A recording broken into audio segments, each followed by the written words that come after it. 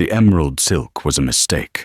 It clung to her skin like a second layer of secrets, and in the reflection of the rain-slicked window, she looked less like an executive assistant and more like a target.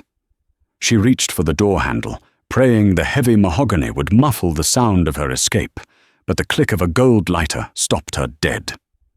The flame illuminated the scar cutting through his eyebrow. He didn't look at the paperwork anymore. He looked at her. And when Alessio Cortese speaks, the whole city holds its breath. "Stop," he commanded, his voice a low rumble of thunder. "Tell me, Clara, who are you planning to kiss after work in that dress?" The silence on the 45th floor of the Cortese Tower wasn't empty. It was heavy. It had mass and weight like the concrete foundations of the skyscrapers that pierced the Chicago skyline outside. Clara Mitchell stood by the floor-to-ceiling windows, her breath hitching slightly, as she watched the rain lash against the glass. It was 9:45 p.m. The rest of the staff had cleared out 3 hours ago, fleeing the oppressive atmosphere that descended whenever the boss was in a mood. But Clara couldn't flee. She was the gatekeeper, the keeper of schedules, the washer of dirty money through clean accounts, and the only person Alessio Cortese allowed within 10 feet of him when he was reviewing the Red Ledger, the physical book that tracked the family's shipping lanes from Palermo to the port of Chicago. She glanced down at her attire. She had changed in the office bathroom 10 minutes ago, swapping her severe grey pencil skirt for a dress she had bought 3 months ago and never dared to wear. It was a Vivienne Westwood knockoff emerald green velvet with a cowl neck that dipped dangerously low and a slit that rode high up her thigh. It was bait, and she was terrified it wouldn't work, or worse, that it would. "You're pacing," a voice cut through the dim room. Clara froze. She turned slowly to face the massive oak desk at the far end of the room.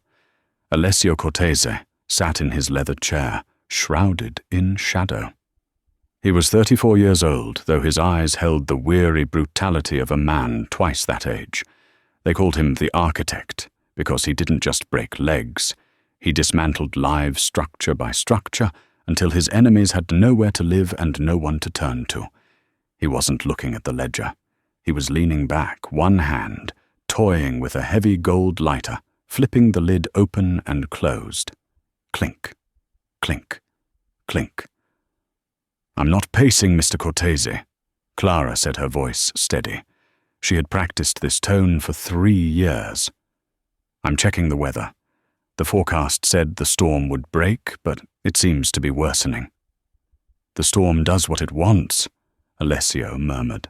He finally leaned forward, the ambient light from the city catching the sharp angles of his jaw and the faint white scar that bisected his left eyebrow, a souvenir from a car bomb meant for his father. "Just like you, it seems. You usually leave at 9 o'clock sharp on Fridays. It's 9:45. I had some filing to finish. In that." He gestured vaguely at her body with the unlit cigarette in his hand. Clara felt a flush rise from her chest to her neck. "I have plans, sir. Immediately after I leave here. I didn't think you'd mind if I changed before heading out." Alessio stood up. The movement was fluid, predatory. He was a tall man, well over 6 feet, built with the lean, dense muscle of a fighter, hidden beneath a $3,000 bespoke suit. He walked around the desk, closing the distance between them. Clara's heart hammered against her ribs. Stick to the script, she told herself. Get him to the lobby. The signal is the lobby. Plans. He repeated, tasting the word like it was poison. He stopped 3 feet from her. The scent of him, sandalwood, expensive scotch and rain, invaded her senses. With whom? That's personal, isn't it? Clara deflected, clutching her purse tighter. You handle my personal life, Clara. You book my doctors. You buy my mother's birthday gifts. You know the code to the safe in the floor of my penthouse. There is nothing personal between us. There is only data. He took another step.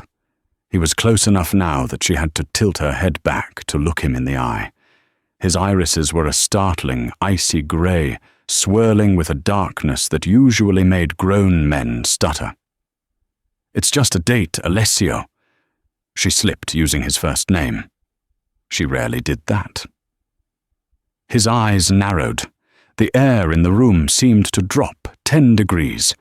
He reached out his knuckles, grazing the bare skin of her shoulder, a touch so light it felt like a burn. He traced the line of the green velvet strap. A date. He scoffed, his voice dropping to a dangerous whisper. You're going on a date looking like this, like a siren waiting to drag a sailor to the bottom of the ocean. I look nice. Is that a crime in this office? In this office, no, he said, his jaw tightening. But out there in this city, wearing that, looking like that. He planted a hand on the glass window beside her head, boxing her in. He wasn't touching her, but his presence was overwhelming. He leaned down, his lips hovering inches from her ear. Who is he? Alessio demanded. Who are you planning to kiss after work in that dress? Clara swallowed hard. A man named Tobias. He's an accountant. An accountant? Alessio laughed, a dark, humorless sound. An accountant won't know what to do with a woman like you, Clara. He'll look at the numbers, count the cost, and realize he can't afford the maintenance. You need someone who owns the bank. I need to go, Clara whispered, ducking under his arm. She needed to get out. If she stayed here another minute, she would crumble, or she would confess, or she would kiss him, and that would ruin the entire operation. I'm leaving Alessio. She walked briskly toward the double doors. Wait, he commanded. She paused, hand on the brass handle. Alessio grabbed his trench coat from the rack. You're not taking a cab in this weather looking like a jagged diamond. I'm driving you. That's not necessary. I insist. He walked past her, opening the door. And if this Tobias touches you, I'll remove his hands. The elevator ride down was excruciating. 45 floors of silence. Clara watched the numbers tick down her reflection in the polished brass doors, mocking her. You're playing with fire, her reflection seemed to say, and you're soaked in gasoline. They exited into the private garage in the basement. Alessio bypassed the driver waiting by the limo and headed straight for his personal car, a matte black Aston Martin DB11. B. It was a beast of a machine, armored to withstand heavy gunfire, though it looked like pure luxury. Get in, he said, holding the door open. Clara slid into the passenger seat. The leather smelled brand new. As Alessio got in and fired the engine, the roar echoed off the concrete walls. Where are we going? He asked, peeling out of the garage and onto the rainy streets of Chicago. The Langham, she lied. We're meeting for drinks at the hotel bar. Alessio gripped the steering wheel, his knuckles white. Classy. At least he's not taking you to a dive bar. He drove aggressively, weaving through the late-night traffic on Wacker Drive. The Chicago River churned dark and oily to their left. You seem tense, Clara ventured, watching his profile. I don't like my things being touched, he muttered. I am not a thing, Alessio, and I am certainly not yours. He slammed on the brakes at a red light, turning to look at her with such intensity. She gasped. Aren't you? For 3 years you've been the first voice I hear in the morning and the last face I see at night. You know where the bodies are buried, Clara, metaphorically and otherwise. You belong to this life, to my life. That's a job, she argued, though her voice wavered. Not a life. I want a family, Alessio. I want safety. I want a man who doesn't check the undercarriage of his car for C4 every morning. Alessio looked away, staring out the windshield at the rain. His jaw worked, grinding his teeth. For a second he looked vulnerable, just a man tired of the war. "Safety is an illusion," he said quietly. "The accountant can't keep you safe. He can only bore you to death. At least he won't get me killed." The light turned green. Alessio accelerated. "I have never let a hair on your head be harmed," he growled. "I would burn this city to ash before I let anyone hurt you."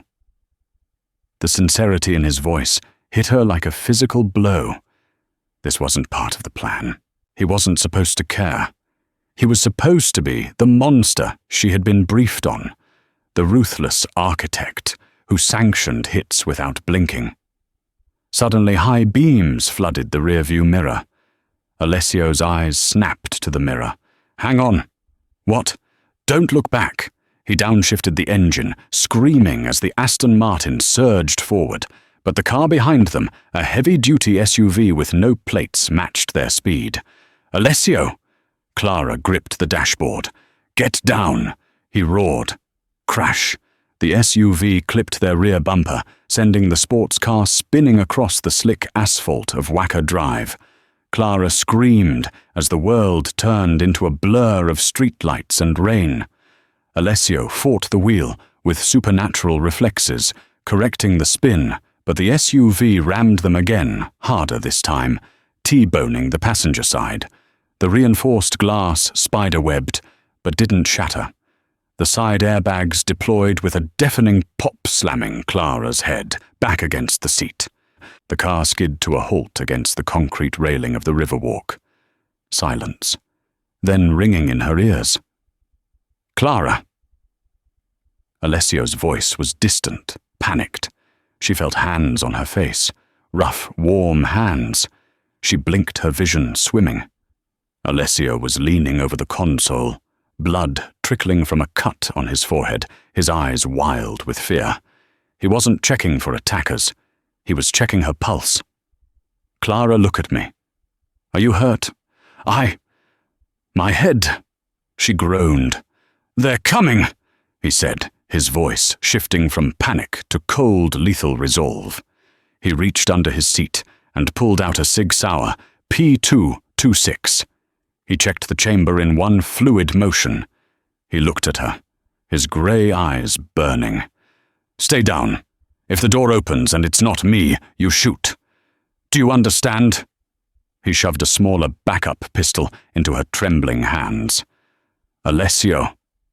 "I told you," he whispered, brushing a stray hair from her forehead, leaving a smear of his own blood on her skin.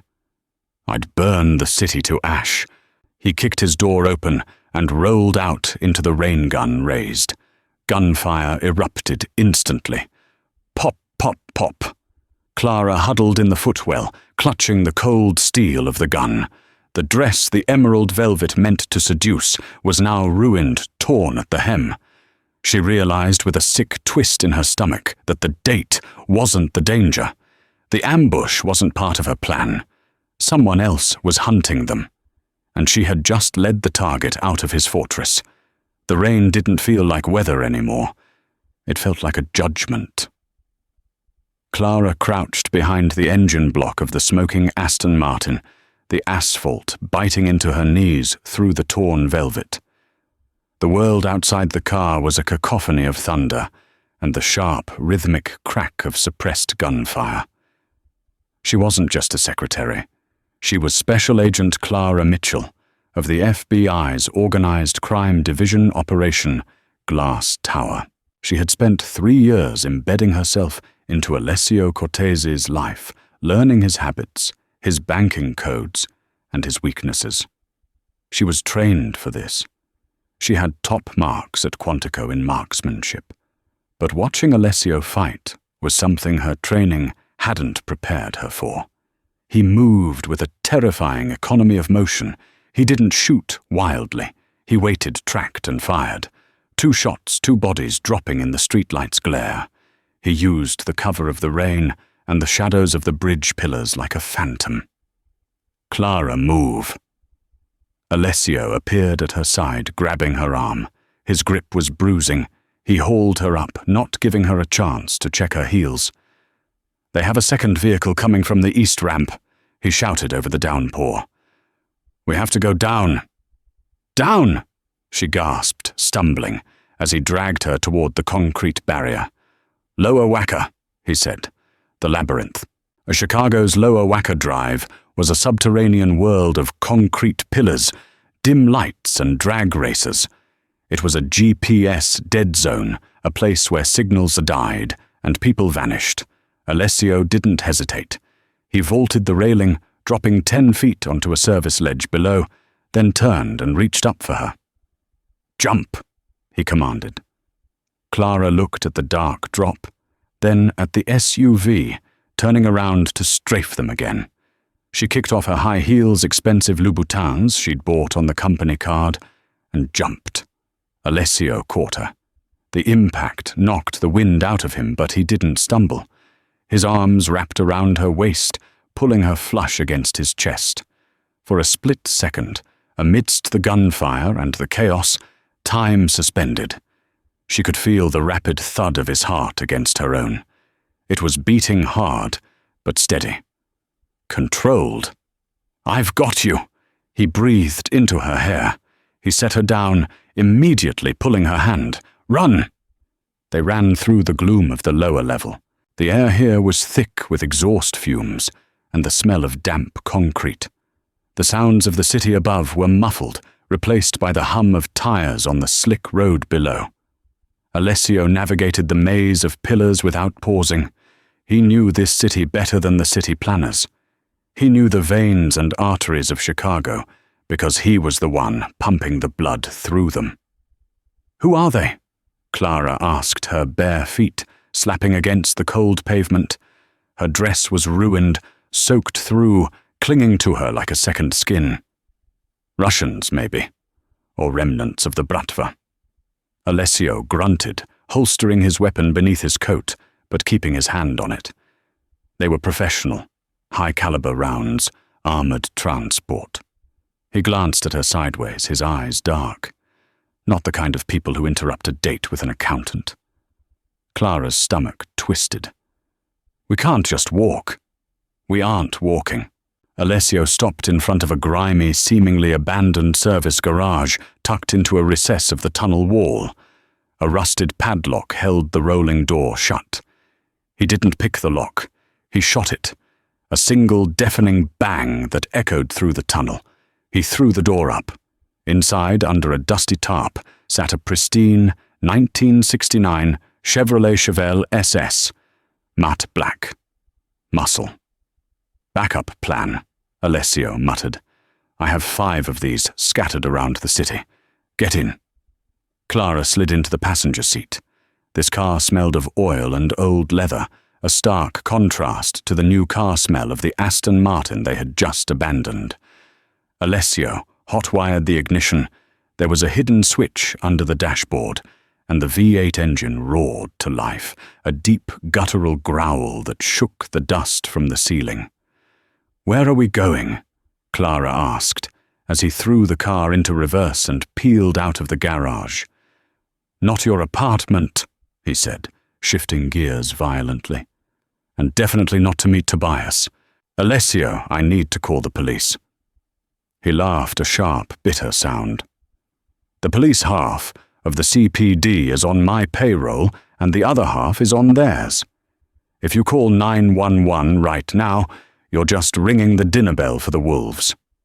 No, we go to ground." He drifted the heavy muscle car around a pillar, merging into the light traffic of the lower level, blending in with the shadows. "I have a safe house in Pilsen. No electronics, no internet, no digital footprint. We stay there until I find out who put a price on my head."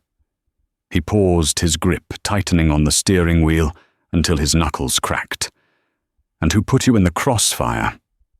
Clara looked at him. Blood was still trickling down the side of his face. His suit was ruined. He looked feral, dangerous, and incredibly alive. "You're bleeding," she said softly. "I've had worse," he dismissed. "Open the glove box." Clara popped the latch. Inside was a first aid kit, a stack of cash, and another magazine for his gun. "There's a burner phone," he said. "Take the battery out. Throw it out the window." "Why?" "Because if they found us that fast on Wacker, they're tracking a signal. And since my car is clean and I'm clean—" He didn't finish the sentence. Clara felt a chill that had nothing to do with the wet dress. He suspected her, or at least he suspected something on her. She reached into her purse, her own phone, her wire, the GPS tracker embedded in her lipstick case by her handlers. "My phone," she said, feigning panic. "I must have dropped it in the crash." Alessio glanced at her, his eyes searching her face. "Good. Then we're ghosts." The safe house was less of a house and more of a fortress, disguised as a dilapidated loft above an old bakery. The air inside smelled of stale flour and dust. The windows were painted black. Alessio locked the heavy steel door behind them, engaging 3 separate deadbolts. He didn't turn on the lights. He moved through the darkness with familiar ease, lighting a kerosene lamp that sat on a wooden table in the center of the room. The amber glow illuminated a Spartan space. A leather couch, a table, a kitchenette, and a bed in the corner. No photos, no personality.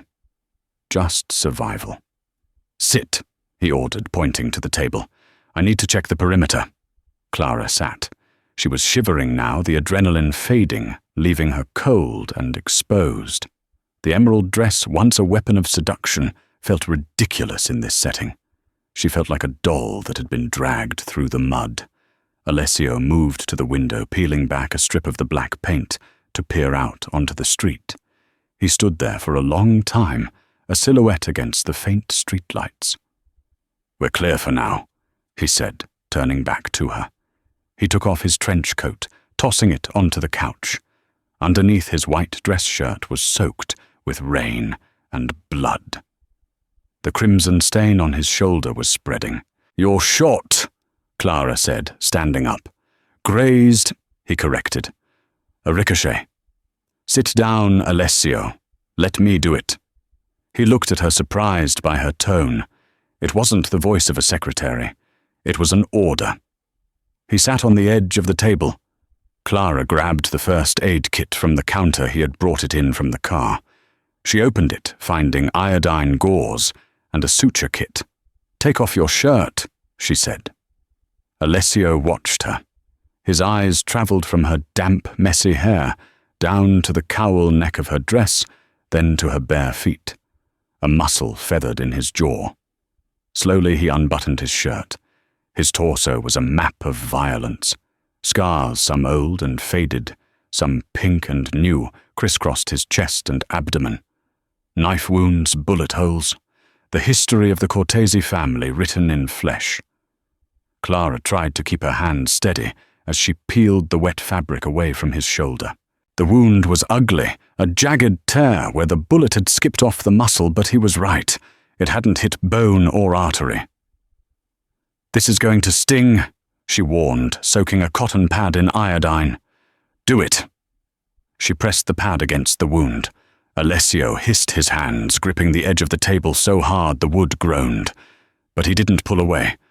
Clara worked quickly, cleaning the blood. The intimacy of the moment was suffocating. She was standing between his legs, her face inches from his chest. She could smell the iron of the blood and the musk of his skin. "You have steady hands," Alessio murmured, watching her work. "For a secretary." "My father was a surgeon." She lied smoothly. It was part of her cover story. "I spent a lot of summers in the ER waiting room." "Is that where you learned to hold a Sig Sauer like a veteran?" Clara froze. She looked up, meeting his gaze. The grey eyes were analyzing her, dissecting her. "I took a self-defense class," she said. "The city is dangerous. A self-defense class teaches you to use pepper spray and keys," Alessio said, his voice low. "It doesn't teach you trigger discipline. You didn't flinch when the shooting started, Clara. You checked your angles." He reached up his hand, cupping her cheek. His thumb brushed over her bottom lip. "Who are you really, Clara?" The question hung in the air, heavy and dangerous. "I'm the woman who organizes your life," she whispered, her heart pounding against her ribs. "I'm the one who makes sure you eat lunch and don't sign contracts that will get you indicted." "And tonight?" he asked, leaning in. "Who were you tonight? The woman in the green dress, the siren." "I was just a woman going on a date." "With Tobias?" He spat the name out. "Yes." "Lie to me again." Alessio said, his voice dropping to a growl. His hand slid from her cheek to the back of her neck, his fingers tangling in her damp hair. He pulled her closer until their foreheads were touching. "Lie to me again and tell me you were going to let that accountant touch you. Tell me you were going to let him take this dress off." Clara's breath hitched. This was the line, the professional boundary she was never supposed to cross. If she slept with the target, the operation was compromised. She would be pulled from the field. Her career would be over. But looking at him now, this broken, beautiful, dangerous man who had just risked his life to save her, the FBI felt very far away. He's safe," Clara stammered. "He's normal." "Normal is a lie people tell themselves to tolerate mediocrity," Alessio said fiercely. "You are not normal, Clara. You are chaos wrapped in silk. I felt it the moment I hired you. Why do you think I keep you so close? Because I'm good at my job. Because you're the only thing in that tower that feels real," he confessed. "I watch you. Every day. I watch you navigate the sharks in the boardroom. I watch you lie to the IRS agents. I watch you handle men twice your size with nothing but a glare." He pulled back slightly to look into her eyes. "I was jealous," he admitted. The confession seemed to cost him something. "When I saw you in this dress, thinking of another man's hands on you, it made me want to burn the world down just to find you in the ashes." Clara felt tears prick her eyes. It was real. The monster had a heart, and somehow, in the process of hunting him, she had ensnared it. "Alessio," she whispered, "there is no Tobias." Silence. Alessio stared at her. "What? I made him up," she confessed. "It was a partial truth, a safer truth. There was no date. I wanted to leave early. I wanted to feel noticed." A slow realization dawned on Alessio's face. The tension in his shoulders dropped, replaced by a sudden intense heat. "You wanted to be noticed?" he repeated. "Yes." "By whom?" Clara didn't answer. She didn't have to. Alessio stood up, ignoring the bleeding wound on his shoulder. He towered over her now. He reached out and took her hand, placing it flat against his chest, right over his heart. "You have my attention, Clara," he said hoarsely. "You have had it for 3 years. You have every scrap of it." He leaned down and kissed her. It wasn't a gentle kiss. It was desperate. It tasted of rain whiskey and blood. It was a claiming. Clara let out a small noise in the back of her throat and grabbed the lapels of his ruined shirt, pulling him closer. For a moment, she forgot the FBI. She forgot the mission. She forgot that she was supposed to be the one holding the leash. Alessio groaned, lifting her effortlessly and setting her on the edge of the sturdy wooden table. He stepped between her legs, his hands roaming over the velvet of the dress, finding the slit, his warm palm connecting with her cold skin. "Alessio," she gasped, breaking the kiss. "Your shoulder doesn't hurt anymore," he muttered, burying his face in the crook of her neck. "We have to stop. Someone tried to kill us." He pulled back, his eyes blown wide, pupils dilated. He looked at her like she was the only water in a desert. "They missed," he said. "But they will try again. We need to figure out who leaked our location." Alessio closed his eyes, taking a deep breath, fighting for control. He rested his forehead against hers. "You're right. You're right." He stepped back, running a hand through his hair. He looked at the window, then back at her. The lust was still there, burning bright, but the architect was returning. The cold, calculating boss was back. "There is only one way they knew my route," he said, his voice turning icy. "Only 3 people knew I was taking the Aston Martin tonight. Me, my driver Paolo." He looked at Clara. "And you." Clara's blood ran cold. "I didn't tell anyone," she said quickly. "I know," Alessio said. "If I thought you did, you'd be dead already." He walked to the window. "But Paolo has been with the family for 20 years. If he turned, then the rot is deep. It's not just a rival family. It's a coup." He turned to her. "Someone is trying to take my empire, Clara, and they're using the people closest to me to do it." He walked over to a loose floorboard in the corner of the room, pried it up and pulled out a heavy metal box. He opened it, revealing a laptop and a satellite phone. "I need to make a call," he said. "Get some sleep. Tomorrow we hunt." Clara watched him boot up the laptop. She touched her lips, still throbbing from his kiss. She had narrowly avoided sleeping with him, but she had walked right into a bigger trap. He trusted her. He trusted her more than his own men. And when he found out who she really was, that betrayal would hurt more than any bullet. As Alessio typed furiously, hacking into his own security grid, Clara looked at her purse in the corner. She needed to contact her handler, Agent Hastings. She needed to tell him the extraction was botched.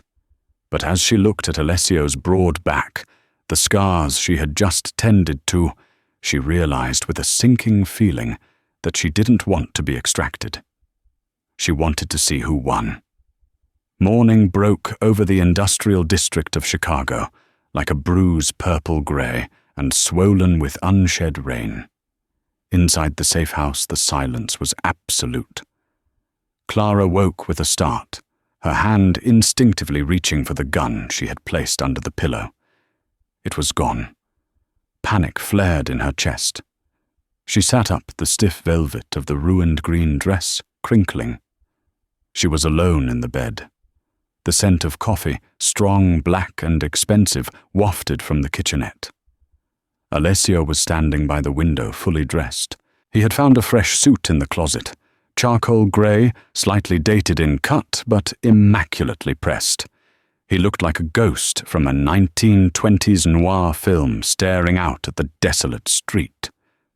"You took the gun," Clara said, her voice raspy from sleep. Alessio didn't turn. "I don't sleep with armed women. It's a rule of mine." He turned, then holding out a mug. "Drink. We leave in 10 minutes." Clara accepted the coffee. Her hands were shaking slightly. "Did you find him? The leak?" "I found Paolo." Alessio said, his voice devoid of emotion. "Or rather, I found his phone signal. It's stationary. He's at the desolate shipping yards in Calumet. Sector 4. "That's a graveyard for old tankers," Clara said, her FBI training kicking in before she could stop it. "It's a kill box. One way in, one way out. High vantage points on the cranes. If he's there, he's either bait or a corpse." Alessio stared at her. The air in the room grew heavy. "You know a lot about tactical geography for an executive assistant, Clara." Clara took a sip of the scalding coffee to hide her face. "I watch crime documentaries. You know that." "Right. Documentaries." Alessio walked over to the table where his laptop sat closed. He picked up his Sig Sauer and checked the magazine. "If Paolo is alive, I need to know who turned him. If he's dead, I need to know who killed him. And if it's a trap, then we spring it," Alessio said, a dark smile touching his lips. "I'm tired of running, Clara. Today we remind them why the Cortese family has held this city for 50 years. The drive to the Calumet shipping yards was tense. They took the Chevelle, the engine rumbling like a caged beast. Alessio drove with one hand on the wheel, his eyes scanning every mirror, every shadow. The shipyard was a rust-colored wasteland of shipping containers, stacked like jagged teeth against the grey sky. The wind howled off the lake, carrying the smell of rotting algae and diesel. Alessio parked the car behind a wall of corrugated steel, half a mile from the signal's location. "Stay here," he ordered. "No," Clara said, opening her door. "You need eyes in the back of your head, and I'm the only pair you have." Alessio looked ready to argue, but he saw the resolve in her jaw. He nodded once, handing her the backup pistol. "Keep the safety off. Don't hesitate." They moved through the maze of containers in silence. Alessio moved like a predator, silent and lethal. Clara matched his pace, utilizing the slice-the-pie technique she'd mastered at Quantico to clear corners. She realized with a jolt of fear that she was falling into her agent persona too easily. Alessio was too observant. He would notice. But she couldn't afford to be sloppy. If she played the frightened secretary, they would both die. They reached the center of the yard, an open clearing surrounded by towering stacks of red and blue containers. In the center sat a black sedan. The driver's door was open. Alessio signaled for her to hold back. He advanced, slowly gun raised. He reached the car and looked inside. He lowered his weapon, his shoulders slumping slightly. "Alessio," Clara whispered, stepping forward. He didn't turn. Alessio said, his voice hollow. Clara looked. Paolo was in the front seat. His throat had been cut. On his lap sat a thick manila envelope. It was a message, Alessio said, reaching in to grab the envelope. "They killed him to get me here." Click. The sound was unmistakable, the racking of a bolt on a sniper rifle. "Down!" Clara screamed, tackling Alessio, just as a bullet punched through the windshield where his head had been a second ago. They hit the gravel, hard, rolling behind the cover of the engine block. Another shot rang out, sparking off the pavement inches from Clara's foot. "Sniper!" Alessio roared. "North Crane! 2 o'clock high." "There's more!" Clara yelled, pointing to the east. Figures were emerging from the shadows of the containers, men in tactical gear, moving with military precision. They weren't street thugs. They were a hit squad. "We're pinned!" Alessio growled, firing 2 shots blindly over the hood to suppress the advancing squad. "I count 6 on the ground, 1 in the air." "Give me the gun," Clara said. "What of the SIG? It has a longer range. Give it to me." "Clara, are you insane? Do you want to die here, or do you want to kiss me again?" She yelled, her eyes blazing. Alessio stared at her for a split second, then shoved his primary weapon into her hand. "Make it count." Clara took a deep breath, centering herself. She wasn't Clara, the secretary, anymore. She was Agent Mitchell. She visualized the crane. She knew the wind speed off the lake. She knew the drop. She popped up not blindly, but with calculated precision. She located the glint of the scope on the walkway of the crane 300 yards out. She exhaled. Squeeze, don't pull. Bang! The figure on the crane jerked and plummeted, hitting the metal roof of a container with a sickening thud. "Sniper down," she announced calmly, dropping back into cover. Alessio looked at her. His expression wasn't relief. It was shock, pure, unadulterated shock. 300 yards, he whispered, with a handgun, iron sights. "Lucky shot," she lied, her heart hammering.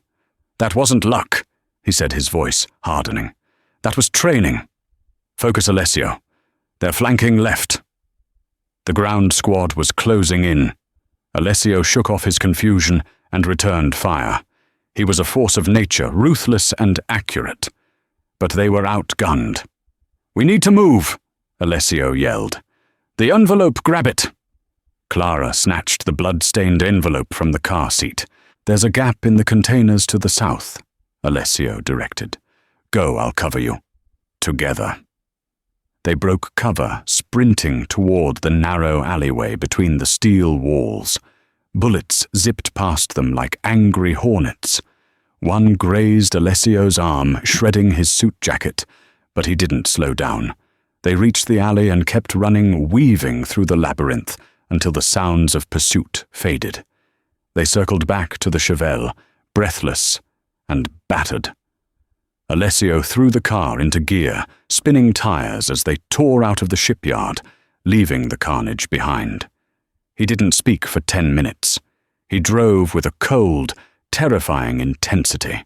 Finally, he pulled the car onto a side road near the abandoned steel mills and killed the engine. He turned to her. The silence in the car was louder than the gunshots had been. "Who are you?" he asked. It wasn't the romantic question from the night before. It was an interrogation. "I told you." "Stop." He slammed his hand against the steering wheel. "Stop lying. You cleared a room like a SWAT team. You took out a sniper at 300 yards.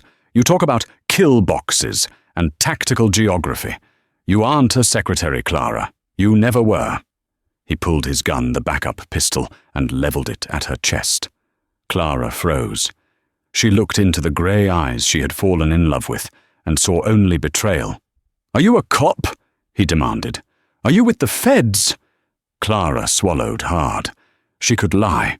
She could say her father was military, that she was a competitive shooter. But she was tired, and looking at the man who had protected her with his body, she realized she couldn't lie to him anymore. "Yes," she whispered. Alessio flinched as if she had slapped him. The gun didn't waver, but his hand trembled. "FBI, yes. Operation Glass Tower." He guessed. He was smart. He knew there was a task force. "Yes." Alessio let out a breath that sounded like a sob. He lowered the gun, slowly resting it on his lap. He looked out the window away from her. 3 years, he muttered. The coffee, the birthdays, the late nights. It was all. What intel gathering. At first, Clara pleaded. At first it was a job. "But Alessio, look at me. I'm in this car with you. I just shot a man to save your life. I'm not Agent Mitchell right now. I'm just Clara." "Clara doesn't exist," he shouted, turning back to her, his eyes wet with rage. "You're a ghost, a spy. You were sent to put me in a cage." "I was sent to stop a war," she yelled back. "But something is wrong, Alessio. The hit squad back there, they were moving like military. And Paolo, look at the envelope." Alessio looked down at the blood-stained package on her lap. "Open it," he commanded. Clara tore it open. Inside were photographs, grainy surveillance photos. They showed a meeting in a park. One man was recognizable immediately. Vito Alessio's, second in command, the man he trusted with his life. The other man in the photo was shaking Vito's hand. He was wearing a beige trench coat. Clara's blood ran cold. She knew that coat. She knew that profile. "Who is the other man?" Alessio asked, seeing her reaction. Clara felt sick. "That's Agent Hastings," she whispered. "My handler, the head of the organized crime division." Alessio laughed. It was a dark, terrifying sound. "So, my lieutenant and your boss are working together. Isn't that poetic? Alessio, I didn't know, I swear." "It doesn't matter what you knew," he said coldly. "The FBI and the traitor in my ranks are partnering to take me out. They want me dead so they can install a puppet. Vito gets the throne, and your boss gets the credit for taking down the Cortese family." He started the car. "Where are we going?" Clara asked, fear gripping her. "To the lake," Alessio said. "I have a boat. We need to get off the grid completely. And then I'm going to kill them all," he said. "And I haven't decided what I'm going to do with you yet." The yacht was named La Regina. It was a 60-foot azimuth, docked in a private slip at Burnham Harbor, registered under a shell company that even the FBI hadn't cracked. Outside, the storm had finally broken, leaving behind a thick, suffocating fog that rolled off Lake Michigan, obscuring the Chicago skyline. Inside the master cabin, the atmosphere was suffocating for a different reason. Alessio paced the room, pouring himself a glass of amber liquid from a crystal decanter. He hadn't looked at Clara since they boarded. She sat on the edge of the plush, cream-colored bed, still wearing the ruined dress, though she had washed the blood off her hands in the bathroom. "So," Alessio said, finally breaking the silence. He didn't offer her a drink. "Agent Clara Mitchell, top of her class, I assume. Did you volunteer for this assignment, or were you chosen because you fit the skirt?" "I was the best undercover operative in the division," Clara said quietly. She wasn't going to apologize for her competence. "And the seduction? Was that part of the mission parameters? Make the target fall for you so he gets sloppy?" "I never seduced you, Alessio. I kept it professional for 3 years. You were the one who broke the line, because I thought you were real." He slammed the glass down, shattering it. Amber liquid pooled on the mahogany table. "I thought you were the one innocent thing in my life. I fell in love with a lie. I'm not a lie." Clara stood up, anger flaring to match his. "My name is Clara. I hate olives. I love old jazz records. I worry about my sister in Ohio. That's all real. And the way I feel about you, that's real too." Is it? Alessio stalked toward her, or is that just another layer of the cover, staying close to the target to ensure the operation succeeds? He stopped inches from her. He looked exhausted, betrayed, and furiously attractive. "If I was just an agent," Clara said, her voice trembling, "I would have let that sniper take your head off. I would have run when we hit the Riverwalk. I would be on the phone with Hastings right now giving him your coordinates." "Why aren't you?" Alessio challenged. "Why are you still here?" "Because Hastings is dirty," she cried. "He sold us out. He's working with Vito to kill you. If I call him, you're dead. And I can't let that happen." "Why?" he demanded, grabbing her arms. "Why do you care? I'm the bad guy. Remember, I'm the architect. I break legs. I wash money. I'm the monster you signed up to hunt." "I know what you are," Clara whispered, looking up into his eyes. "But I also know who you are. I know you pay the tuition for your driver's kids. I know you hate the heroin trade and refuse to let it into the city. I know you're lonely, and I know that when we kissed, you were the only man who has ever made me feel safe."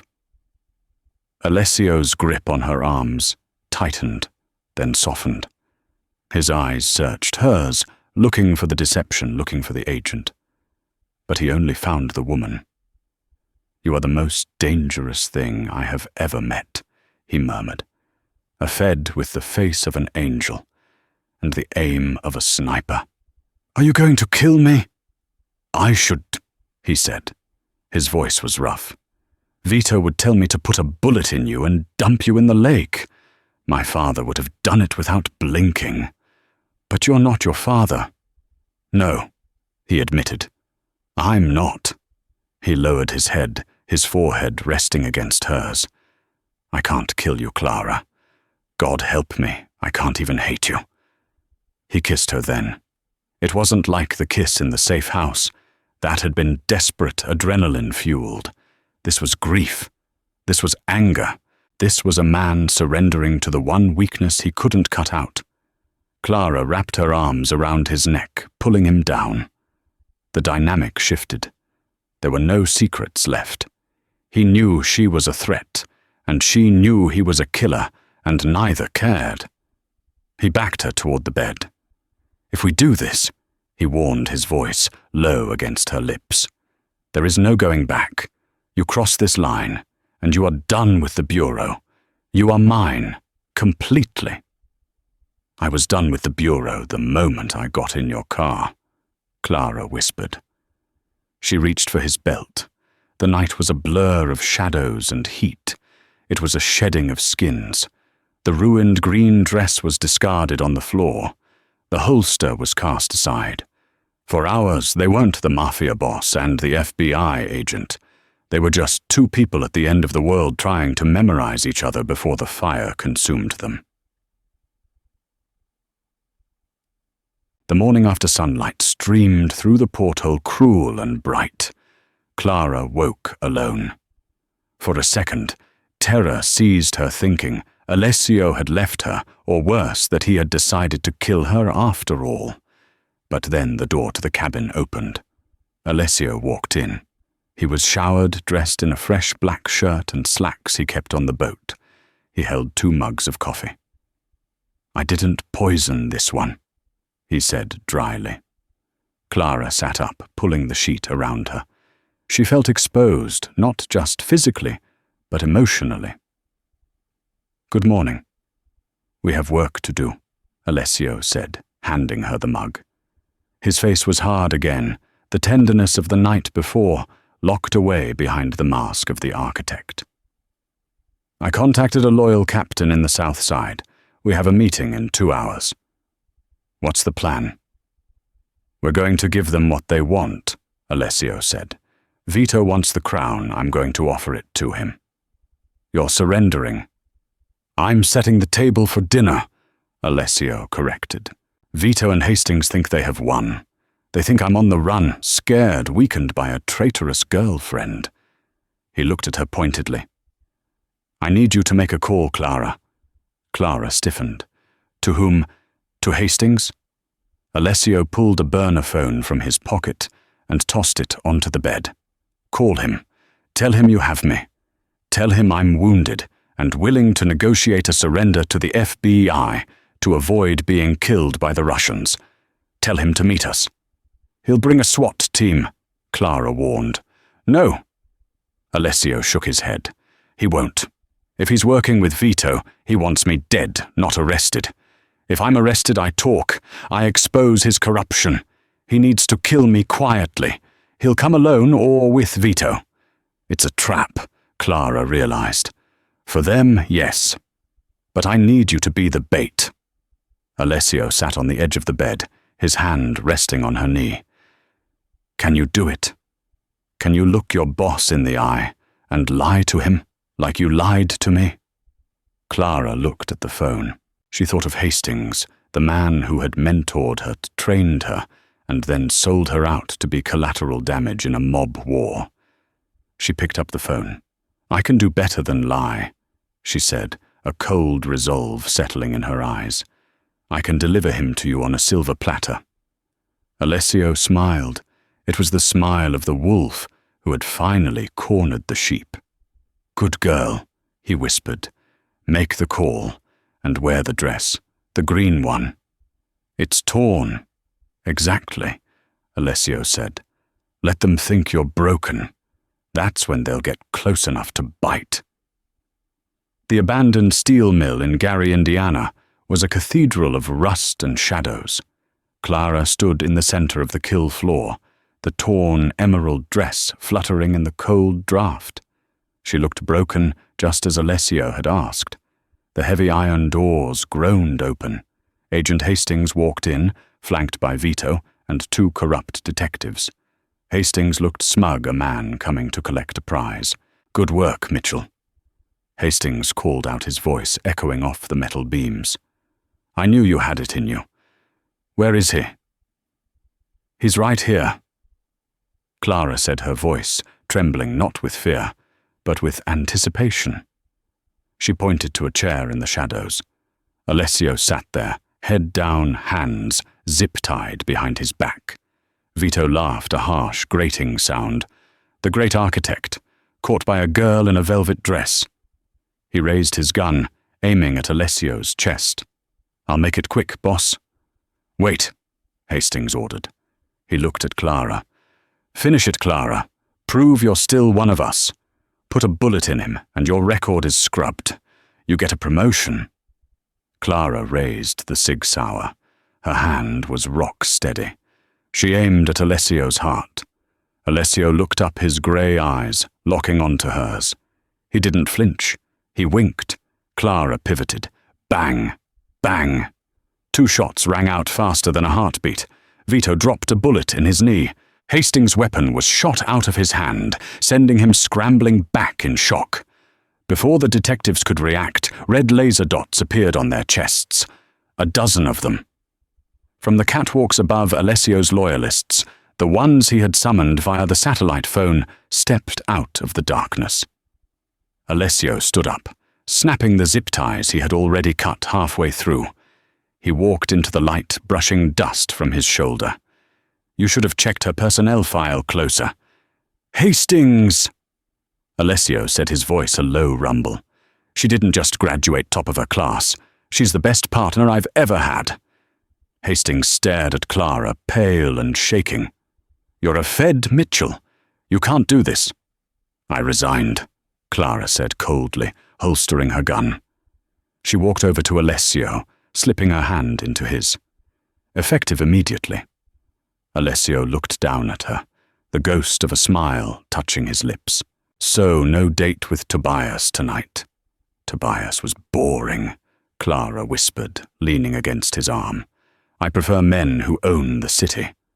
Alessio turned to his men. Take the trash out. As they walked out of the mill and into the morning light, the Chicago skyline glittered in the distance. It was a dangerous kingdom, but for the first time, Clara didn't feel like an imposter. She felt like a queen. And that is the story of how a simple green dress brought down an empire and built a new one. What did you think of Clara's choice? Did she betray the badge, or did the badge betray her? I want to hear your theories in the comments. Would you have chosen the safe life with the accountant, or the dangerous love with the mob boss? If this story had you on the edge of your seat, please hit that like button. It really helps the channel grow.